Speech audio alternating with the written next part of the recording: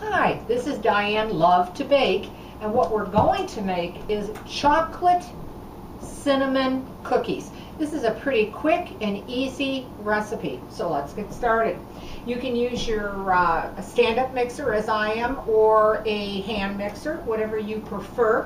What we're going to do is we're going to first start using a half a cup of butter, and I've just cut it up into small pieces, and it's been at room temperature.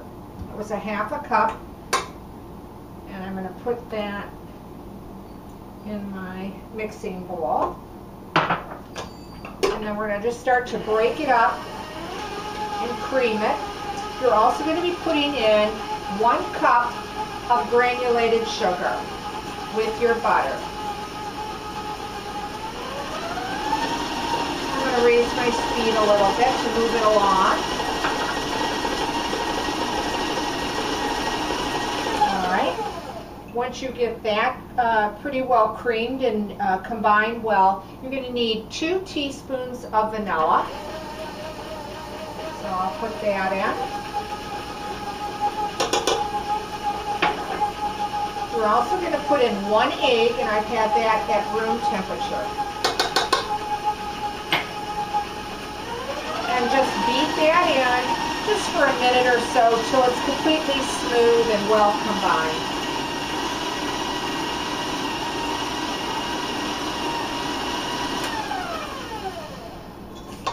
Let's get to the bottom of my mixing bowl here. I'll show you what that looks like. Okay. And we'll just beat it for another second or two. Next, we're going to start putting in our dry ingredients, and we're going to be putting in 1 1/4 cups of all-purpose flour. So I'll put that in a little at a time. You're also going to be putting in 2 teaspoons of baking powder. That was 2 teaspoons. And we'll put a little bit more flour in here, in the dry ingredients. You're going to be putting a half a teaspoon of salt. And I'm going to put some more of that flour in.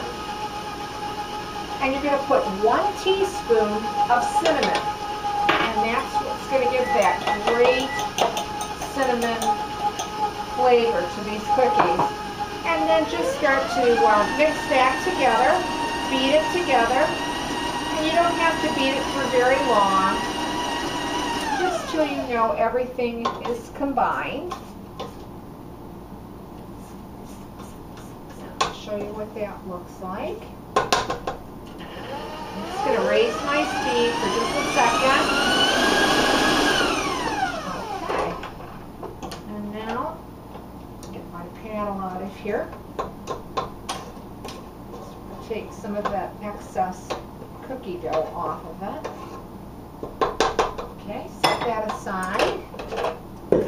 Now, of course, you're going to need a cookie tray or baking sheet. I'll just push that out of the way. And I want to show you what the cookie dough looks like. There you have it. It's extremely light, very airy in texture.